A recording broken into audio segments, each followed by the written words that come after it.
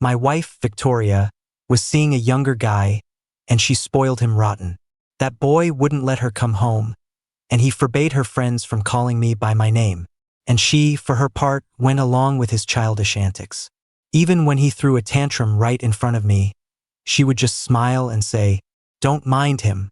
You know how I am. I like to have my fun. I'm just humoring him for a little while." I'd smile and nod. "In that case, why don't we go all the way with this act? We could get a divorce. I bet that would make him even happier."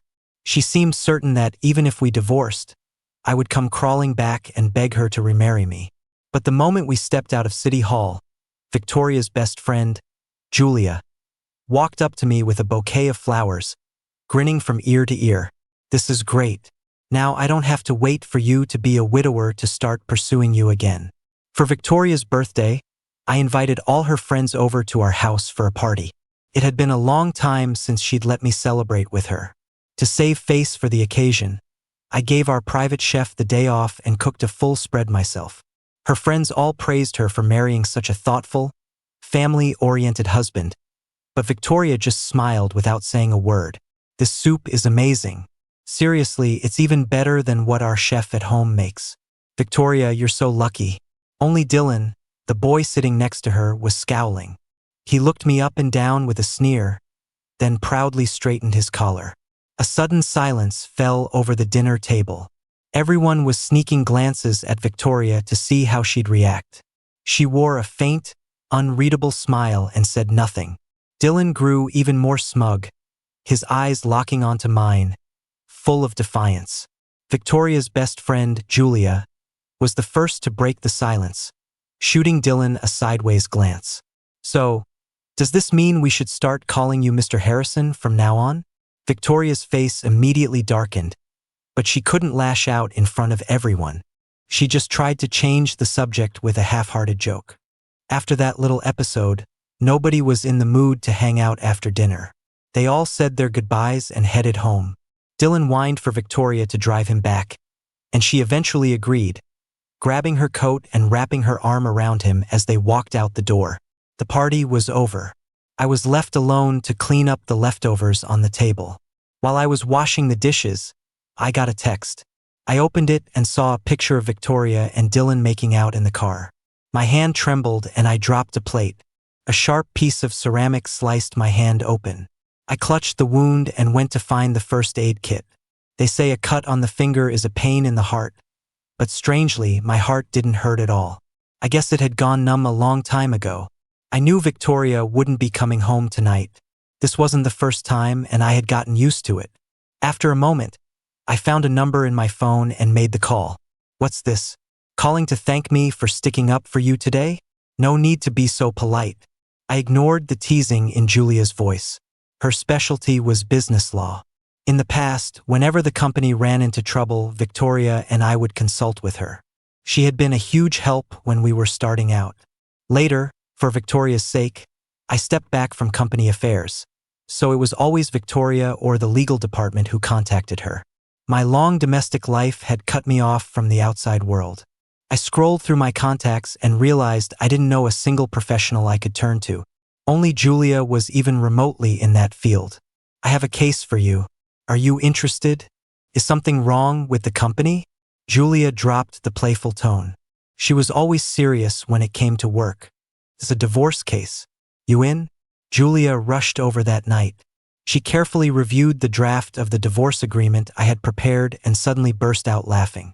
"Larry, are you trying to walk away with half of Brown Corp? I need your help filing for an asset freeze. Here are the bank statements, property deeds, and records of Victoria's spending on Dylan. All these years, Victoria seemed convinced I couldn't live without her, so she hadn't made any moves to transfer her assets yet. I had to act faster than her. I co-founded the company with her, so taking half wasn't unreasonable. The most important thing was to get out of this mess as quickly as possible. I'm Victoria's friend, you know. What makes you think I'll help you? Because you're a good person." Wow, playing the good person card already. Julia chuckled, then made a few changes to the divorce agreement with her pen. "This isn't my specialty, but I'll connect you with the best divorce lawyer I know. I guarantee we'll make this hurt Victoria." But you said you were her friend. Julia looked up at me and paused for a long moment before speaking. Because I'm a good person. Victoria didn't come home until noon the next day, her hair a mess. I could imagine how wild their night had been. Have you had breakfast? Where's the housekeeper? When I didn't answer, Victoria seemed to sense my displeasure. She pulled out a bouquet of flowers and a gift box, holding them out to me. Come on, don't be like this. You know how I am.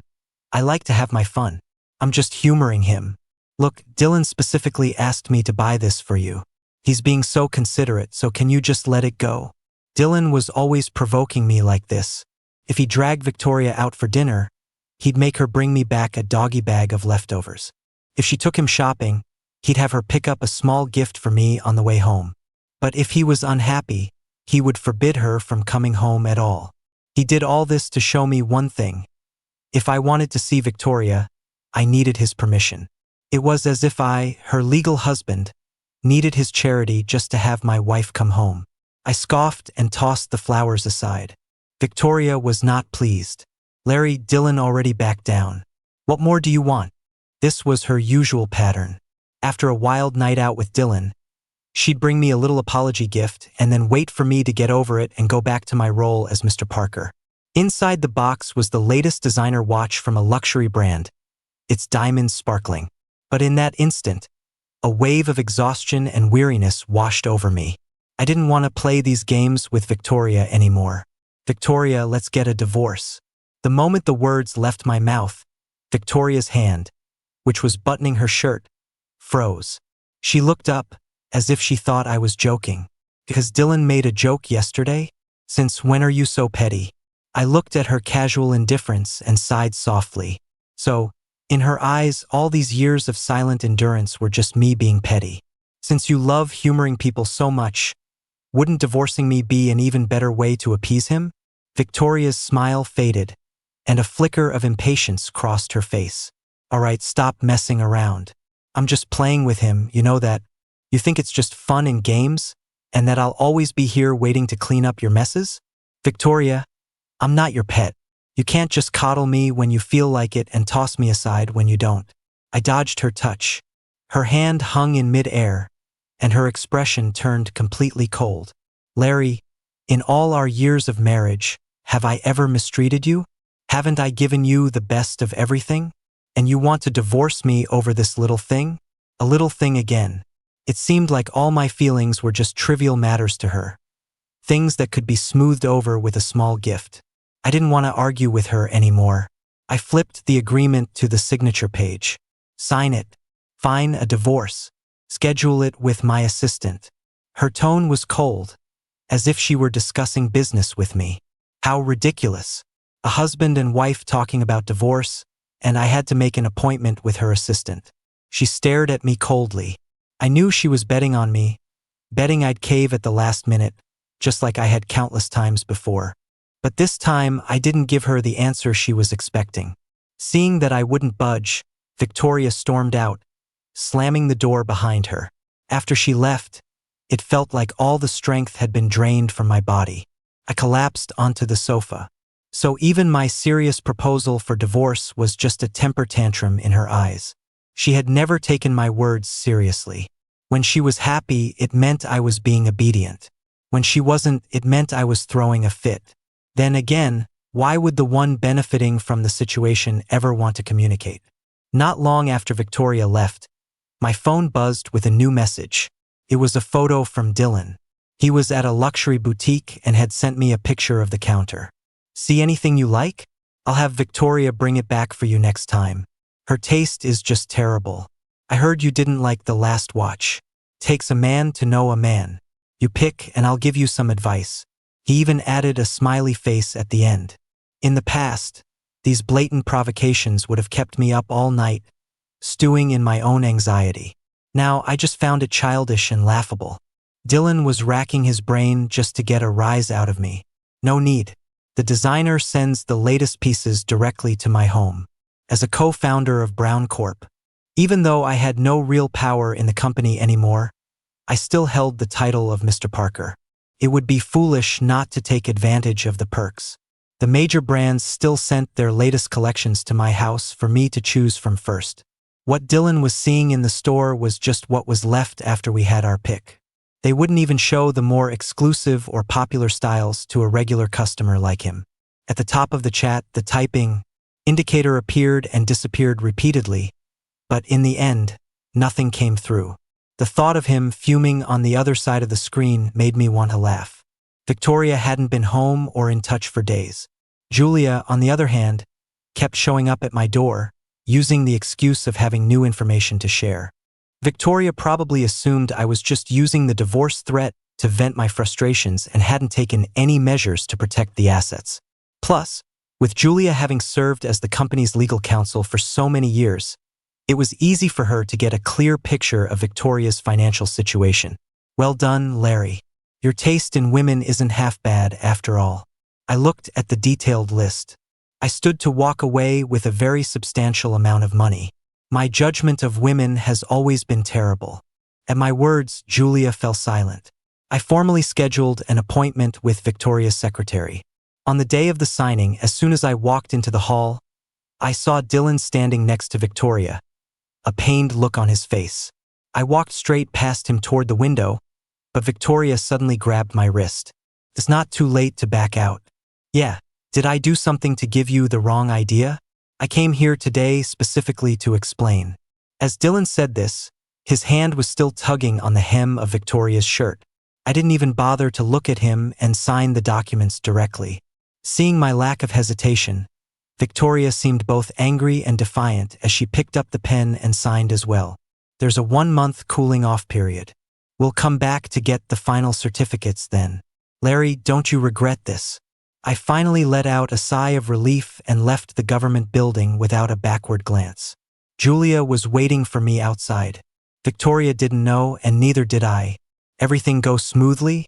Congratulations. What are you doing here? Oh, didn't you know, Victoria? Larry is my client now. Julia had said she would find me a divorce lawyer. And she did, after she spent a few days shadowing one and then appointed herself as my attorney. She said it was about keeping business in the family. Julia, did you and Larry team up to fool me? Victoria's fists were clenched so tight her face was alternating between red and white with rage. Victoria, some things once lost can never be found again. Julia didn't answer her question. Victoria pressed her lips together. What's there to be afraid of? He's just throwing a tantrum. He'll probably come crawling back to me before the cooling-off period is even over. Did you know he's allergic to lily pollen? That bouquet of lilies you sent him the other day is probably still in the entryway. Julia had a wry smile on her face. Victoria froze on the spot. As I got into the car, I saw Dylan hiding behind Victoria, flashing me a peace sign. His face was triumphant, as if declaring his victory. Within 7 days, I had moved everything out of the villa. I realized there was almost nothing of Victoria's left in the house anyway. She had another home outside after all. The assets hadn't been divided yet, and without the Mr. Parker title, I needed to support myself. I also had plans to divest my shares from Victoria's company, so I sent out a few resumes, took a job at a company, and planned to get a feel for the current market. Just 3 days into my new job, the director burst in and announced to everyone, "Ms. Brown is here early. Project team, grab your materials and get to the conference room." The moment the conference room door opened, Victoria noticed me. She sneered and tossed a file she hadn't even looked at in my direction. "Redo it." I gathered the papers with a blank expression. Of course, considering Ms. Brown's reading difficulties, I'll be sure to prepare a version with pictures and graphs next time. After the meeting, I was called into the boss's office and chewed out. "What is wrong with you? How dare you talk to Ms. Brown like that? Tomorrow, you will go to her office with a gift and apologize, or you can forget about your next 6 months' salary." My hand tightened around my employee ID. The labor laws state, "Don't give me that. Brown Corp is our biggest client. If you offend her and she cancels the contract, do you want the whole company to be out on the street?" I nodded, not bothering to argue further, and turned to leave. "Larry, is this the kind of life you lead without me? Is this what you meant when you said you wouldn't regret it?" I haven't forgotten this kind of life. Has Ms. Brown? Victoria's face changed. She grabbed my wrist and pinned me against the wall. Do you have to bring up that old crap? I understood immediately. Our past was something Victoria hated talking about. Back then, we were pushed around by a client, forced to drink 3 bottles of liquor at a dinner. After paying the bill, we had to help each other to the ER. To please another client, we volunteered to walk their dog for them. On the way home, Victoria calculated that the dog's monthly food bill was higher than our own. Every time she saw me, a witness to her struggles, she felt humiliated. But Dylan was new to the world, and his eyes were always filled with adoration and worship for her. Only when she was with Dylan did Victoria feel truly secure and confident. Larry, I told you you'll come crawling back. She squeezed the back of my neck, just a little too hard. Ms. Brown can wait and see. The next morning, I ran into Victoria at the company entrance again. It was strange. I used to go weeks without seeing her, but now that we were about to divorce, she seemed to be around me constantly. You can either come back and be Mr. Parker, or you can live hand to mouth. The choice is yours. I ignored her, scanned my ID, and went inside. Sure enough, HR immediately announced that my punishment was no longer a 6-month pay cut but direct termination. I didn't want to make things difficult for my boss. This job was just a stepping stone for me anyway, so I signed the papers immediately. While I was packing my things, I heard a commotion in the office. Many of my male colleagues were excitedly discussing something. My boss came over with Julia, and I finally understood what all the excitement was about. Larry, my man, you know someone this important and you didn't say so sooner? Victoria was surprised to see Julia arrive. What are you doing here? Have you forgotten, Ms. Brown? Larry is my client. If you insist on using a signed contract as a threat to harm his interests, I won't hesitate to countersue on behalf of my client's new company. Julia stood in front of me, a smile on her face, but her words were dripping with menace. Looking at her resolute back, I felt a sense of security I hadn't felt in a very long time. Julia, what are you trying to say? Ms. Brown, Ms. Chun, we're all respectable people here. Let's not make a scene over a junior employee. We all have to work together in the future. As the two women faced off, my boss, not daring to offend Victoria, tried to mediate. Julia, I'm warning you. Larry is my man.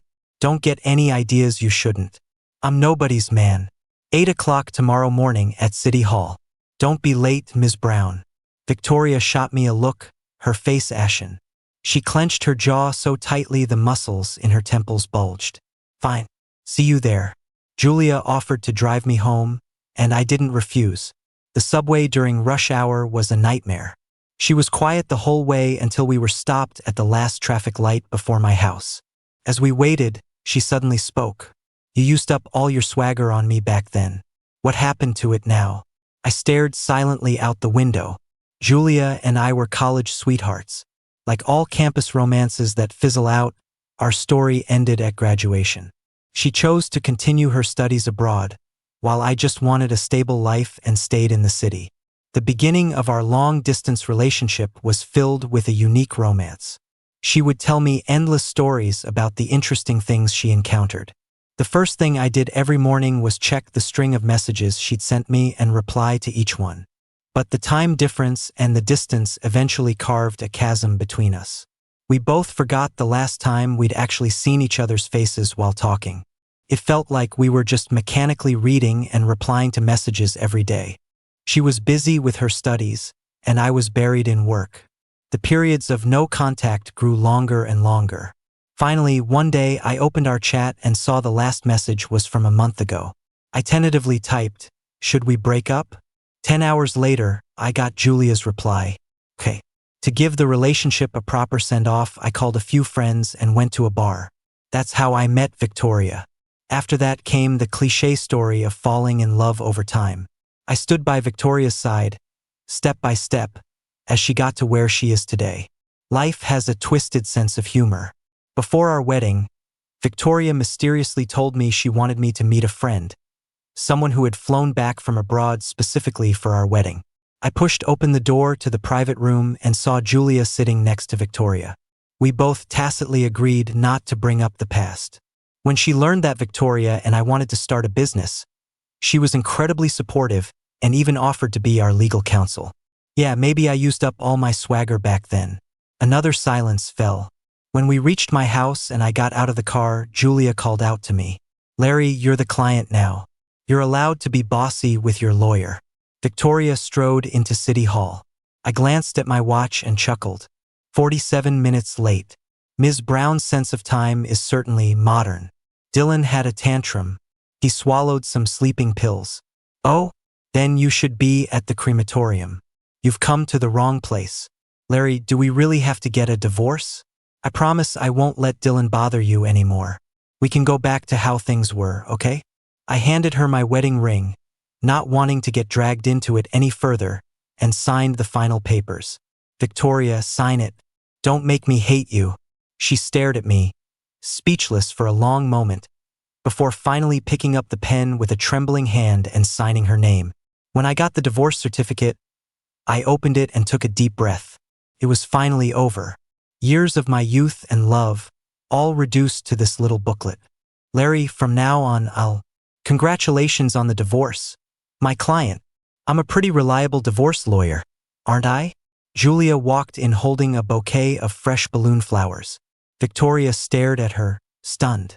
Didn't you say he was allergic to pollen? I was just kidding. I didn't think you actually wouldn't know if he was allergic or not.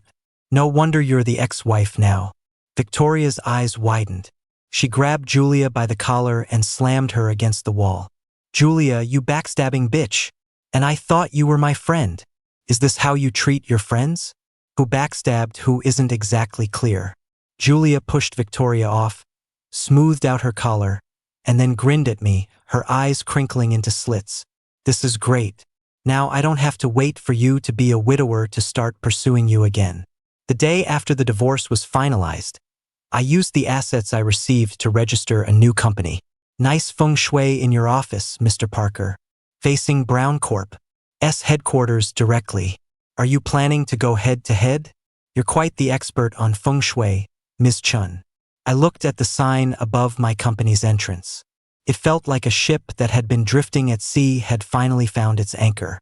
My job search over the past month was just a temporary measure, a way to reacquaint myself with the market after so many years out of the workforce. Mr. Parker, as the company grows, you're going to need a professional legal counsel. A top lawyer like you? I can't afford that. My budget's not that big. Julia leaned against the doorframe, raising an eyebrow with a smile. Her eyes shone like stars in the night. I'm free. Nothing free is ever cheap. Last time, with the divorce, you just learned on the fly from another lawyer. You're not planning to use me for practice again, are you? Mr. Parker, you know best just how professional I am. Julia took 2 steps closer, her warm breath brushing against my skin. Besides, in certain areas, I'm definitely worth the highest price. Care to find out? Your trouble. I reached out and gently pinched her nose. I knew exactly how professional she could be. She let out a soft laugh, but this time her smile held a hint of seriousness. Larry, can we get back together? Something deep inside me stirred. What happened back then wasn't anyone's fault. Our love had just been worn down by time and distance. Right now, I don't really have the headspace for that. Wait for me, okay? Julia nodded. I just want you to know, when I came back all those years ago, it wasn't just for Victoria's wedding. When I heard she was getting married, I suddenly missed you so much. I just wanted to get back to your side as fast as I could. I had decided then and there. After the wedding, I was going to find you. Whether you came abroad with me or I stayed here with you, we would never be apart again. But what happened? Julia laughed, a self-deprecating sound. For someone usually so cheerful, her expression was tinged with sorrow. But thankfully, you're finally rid of that bitch. Larry, I will wait for you. I looked at Julia's earnest face and finally nodded. Julia was the best civil and commercial lawyer in the city. No matter the cost, having her as a consultant would be worth it. Deal. But let's be clear. Once you're in my company, you play by my rules. Julia took my hand, her palm warm. Of course. But privately, I hope Mr. Parker will give me a chance to treat you to dinner as a celebration for the new company. I pulled my hand back, the tips of my ears starting to burn again. Let's get your onboarding paperwork done first. With resources from old classmates and friends, the new company quickly got on its feet.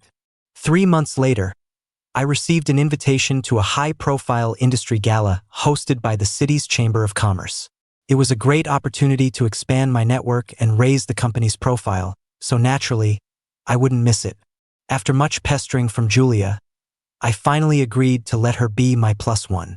As we entered the venue, I caught a glimpse of Victoria and Dylan in the crowd. Victoria's face instantly turned cold, her gaze shooting toward us like daggers. "Larry, are you two playing games with me?" I was just coming out of the restroom when I ran into Victoria waiting outside. Her face was pale and she didn't look happy. "You're joking, Ms. Brown. Are you that fun to play with?" "Joking? I've looked into your history with Julia.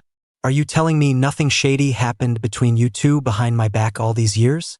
I slapped her across the face. I couldn't help it, my hand was itching.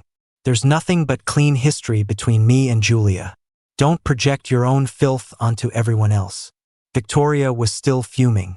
"If she hadn't been in your ear whispering poison, would you have thrown a fit and demanded a divorce over a few words from Dylan after all these years?" Faced with Victoria's irrational accusations, I was at a loss for words. That familiar feeling of powerlessness, which I had just escaped, came rushing back. The longer I had been with Victoria, the stronger that feeling had become. "Victoria, I asked for a divorce for one reason and one reason only. You cheated on me." Victoria stammered for a few seconds, then blocked my way as I tried to leave.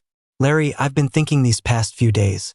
We were both too impulsive about the divorce. Since you and Julia have a past, let's just call it even. You come back, and we can go on living our lives together." "Move." "I won't. Larry, I know I was wrong, but I was just messing around with Dylan. How could we throw away so many years of history just like that? You have to give me a chance to fix this." No matter how much I refused, Victoria clung to me, relentless. We were at a stalemate. Just then, a commotion erupted from the crowd, followed by a sharp, male voice scolding a waiter. "Can't you watch where you're going? You spilled wine on my expensive suit.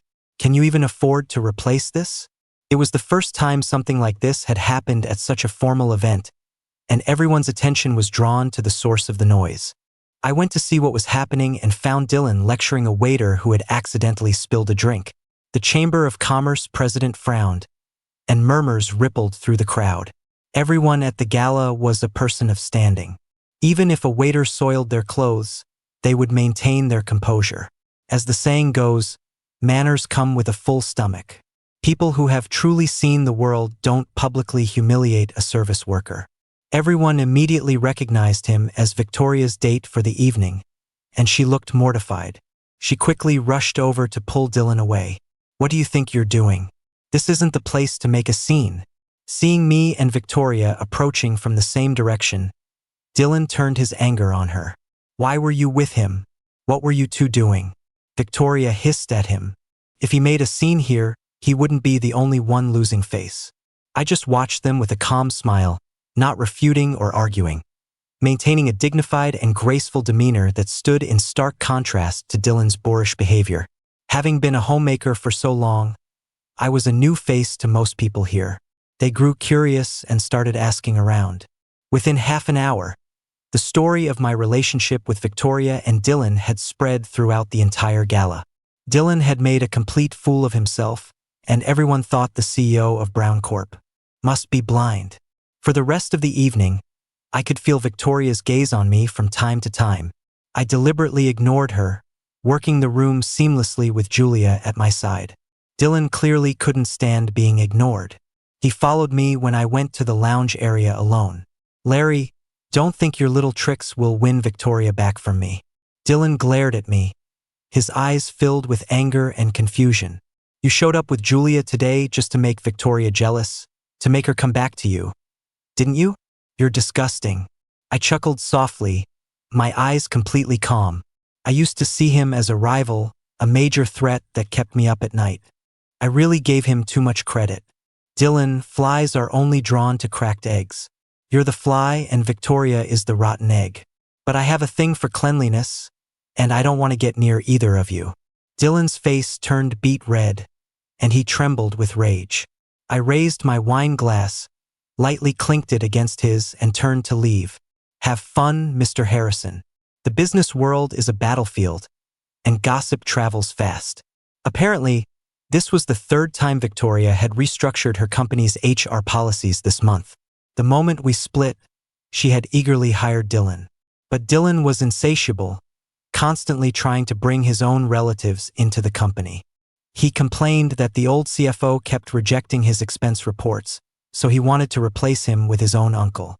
His buddy got scammed out of money by a girl, so he made Victoria hire his buddy as the receptionist. Julia shook a folder in her hand. This is the 12th resume this month from a former Brown Corp. Employee. Your ex-wife traded flexible hours for a military-style management system. I heard 5 employees from the project department submitted their resignations this morning. Just then, a call came in from a headhunter. Mr. Parker, the RD director at Brown Corp, just tore up his non-compete agreement as soon as he got out of the elevator. He said he'd rather pay the penalty than not come work for us. RD work requires a lot of creative inspiration. Forcing strict office hours on them was like cutting off your nose to spite your face. On top of that, Dylan announced the cancellation of the special employee care initiatives I had established, and the morale of the entire company plummeted. Brown Corp's previously human-centric, high-benefit culture had attracted a large number of young talents. Now it was blacklisted by job seekers. With no new blood coming in, old employees were also resigning in droves. Scandals involving Dylan's relatives engaging in favoritism also came to light, making Victoria the talk of the town. By the time Victoria realized what was happening and tried to fix things, she found that most of the remaining employees were just deadwood, coasting until they could quit. At the bidding presentation for the Smart City project, Victoria burst into the conference room, her tie askew. She looked at me on the stage mid-presentation and seemed to freeze. Ms. Brown is being late, now part of Brown Corp's new corporate culture, right alongside your military-style management? Victoria looked embarrassed and lowered her head as she took a seat. Her phone suddenly rang, and Dylan's voice blared through the speaker. Victoria, my cousin got yelled at by a client. You need to come back and stand up for him. Victoria's knuckles turned white as she clutched her phone. I'm in a bidding presentation. I don't care. You promised you'd take care of my family. Are you with Larry again? I pointed the laser pen at the big screen. Does Ms. Brown need some privacy? The room erupted in laughter. Victoria's face flushed with shame, and she had no choice but to get up and take the call outside. From the end of the hallway, I heard the sound of something heavy hitting the wall, followed by Victoria's low growl into the phone. It's not the first time he's screwed up. The entire industry now knows I put a loser who couldn't even finish his senior project in charge of a department. What more do you want from me? By the time she finished her call and came back in, I had already completed my presentation. The clients in the audience were quietly discussing my proposal, nodding with smiles. Victoria was clearly not in a good mood. She listened distractedly through the rest of the presentations and made several mistakes when it was her turn. After the bidding, I chatted with a few of the executives for a while, packed up my files, and was about to head back to the office when Victoria, who had been lingering, blocked my path. Larry, can we talk? She looked exhausted, with faint dark circles under her eyes. It was obvious she hadn't been having an easy time. Larry, have you been doing okay? She reached out to take my hand, but I sidestepped her, leaving her hand hanging in mid-air. If you have something to say, Ms. Brown, just say it. She bit her lip and gave a self-deprecating smile. It's been a while since I've seen you work. You're very professional. My professionalism doesn't need your judgment, Ms. Brown. This was potentially my company's first major project, so I was thoroughly prepared. Julia had helped me rehearse countless times. The entire presentation was seamless and fluid, so it was no surprise that it impressed Victoria. Larry, let's talk. There's a restaurant nearby. You haven't had lunch yet, right? I'm sorry, Ms. Brown, but my ride is here. Julia rolled down the car window and waved at me. I gestured that I was heading over, but Victoria grabbed my arm. Larry, you haven't had lunch yet. No need for you to worry, Ms. Brown. I'll make sure Larry has lunch. Julia, growing impatient, got out of the car, came to my side, and physically separated me from Victoria. Julia, this is between me and Larry. It has nothing to do with you. Ms. Brown, you're just Larry's ex-wife. This has very little to do with you. Larry, I was wrong before. I did such a stupid thing. Seeing you today, I finally realized what a ridiculous mistake I made. Victoria ignored Julia and came forward to grab my hand again, her face full of regret. But looking at her haggard state, if it weren't for her neat clothes, she would have looked like a beggar on the street. I let out a soft laugh. It was truly pathetic. It's okay, Ms. Brown. Didn't you fall for him because he was so refreshingly direct and cute? The reason Victoria gave me back then was that Dylan was a breath of fresh air. She said she hadn't felt that kind of passion in a long time and was dissatisfied with our monotonous life. The wild, unrestrained, and straightforward Dylan held a fatal attraction for her. But she didn't understand that to have a life, you first have to build it. Before, I took care of everything for her, which gave her the freedom to chase after those empty thrills. Now that she was worn down and exhausted by Dylan's drama, she naturally remembered how mature and dependable I used to be. Larry, I'm sorry. Please come back. Okay? We'll have a good life together. I won't get tangled up with Dylan anymore. Victoria, I'm not your safe harbor. We're just two separate ships on a vast ocean. When our routes aligned, we sailed together. But you took a wrong turn, and now we'll never cross paths again. Larry, just let me explain. Does Ms. Brown have a reason for not letting go? Julia suddenly pulled me into her arms, looking at Victoria with a defiant glint in her eye. A flash of rage shot through Victoria's eyes. Julia, you have no right to speak here. If it weren't for you meddling, how could Larry and I have ended up like this? With your rotten character, you don't need anyone else to mess things up for you. Always pushing the blame onto others when things go wrong. Huh? Where's that confidence you had at the restaurant, Ms. Brown, when you were so sure Larry would be begging you to remarry him within 3 days? You're lying. Victoria quickly grabbed my hand, trying to explain. Larry, that's not what I meant. I was just angry. Don't listen to her trying to drive a wedge between us. It doesn't matter anymore. I pulled my hand away and sprayed it with hand sanitizer in disgust. Then, I walked straight to the car, glancing back at Julia, who was still standing there. Are you planning to make your boss drive himself? Julia immediately scurried over. But after getting in the car, she kept muttering to herself. I couldn't hear what she was saying.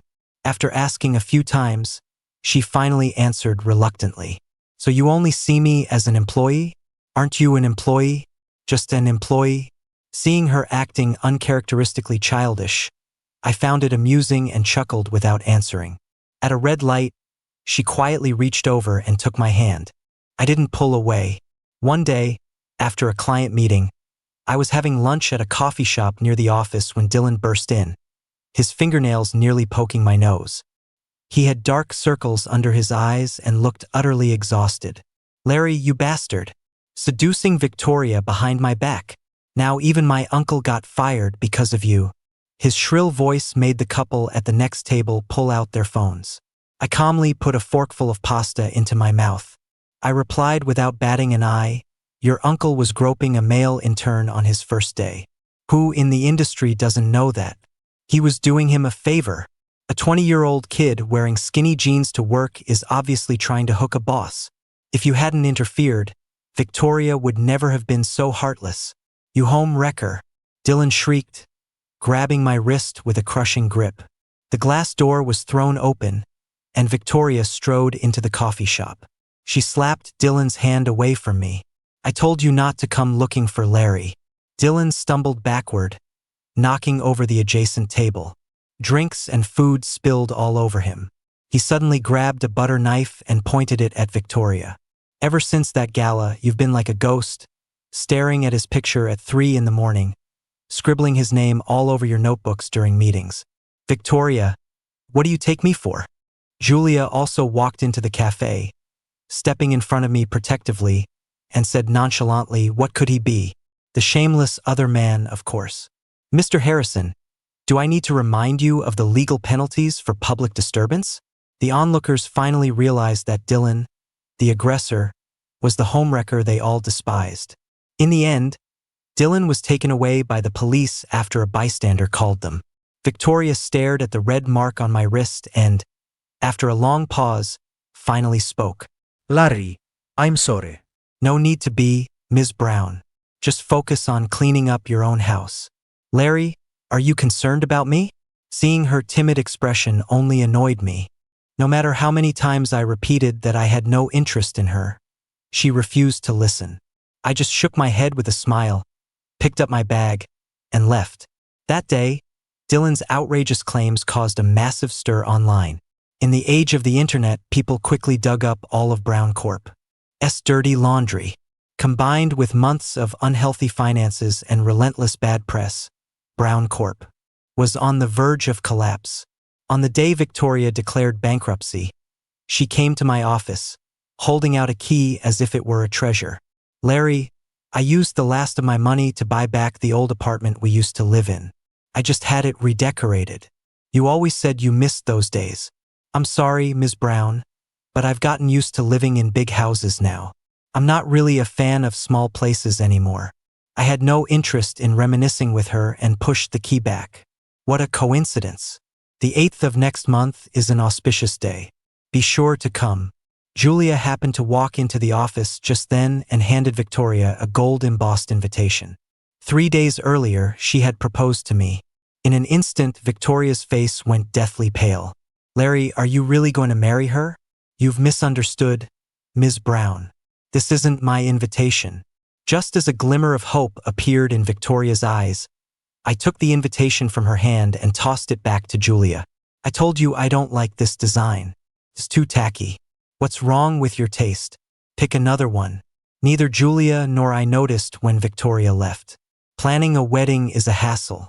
Julia and I argued constantly, then constantly compromised, as if we were making up for all the fights we never had. Victoria didn't come to the wedding. Even her closest friends just sighed when her name was mentioned. I later heard that after the company went bankrupt, Dylan relentlessly hounded Victoria for money. When he found out she had spent her last funds on that old apartment, he went there and started smashing things.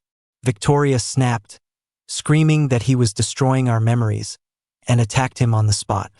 In the ensuing struggle, they both fell from the small building's balcony.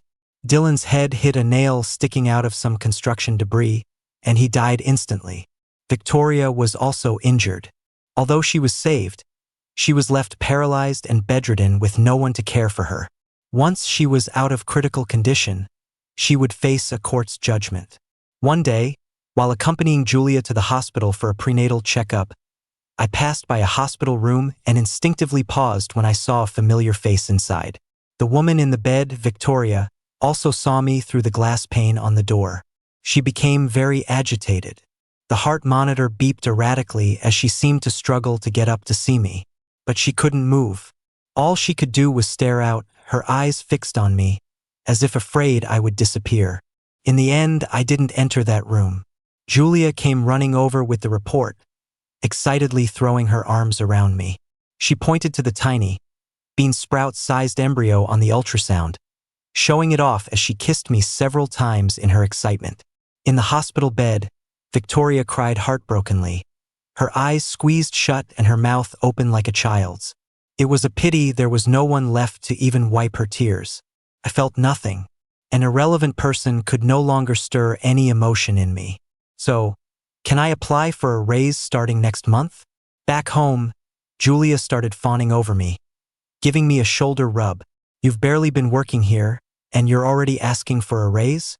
You know exactly how long I've been working, don't you? You're such a flirt. You can't say things like that anymore. It's bad for the baby's development. Yes, whatever the boss says is right. With that, Julia snuggled into my arms like a little kitten. In that moment, I felt incredibly happy. My company grew larger and larger, and of course, I gave Julia her raise. At the end of the month, I withdrew all my salary in cash and counted it over and over again. The truth was, I had earned more than enough at the law firm before, and my savings were no less than Julia's. My monthly salary was just pocket money to me. Honey, this proves it. A man who's good to his wife finds success, but one who mistreats her loses everything. You and your smooth talk. I gently stroked Julia's growing belly. The me of today gets excited over every brilliant project proposal, gets my heart racing over the surprises Julia plans, and rejoices with every kick from the baby. This life is very, very good.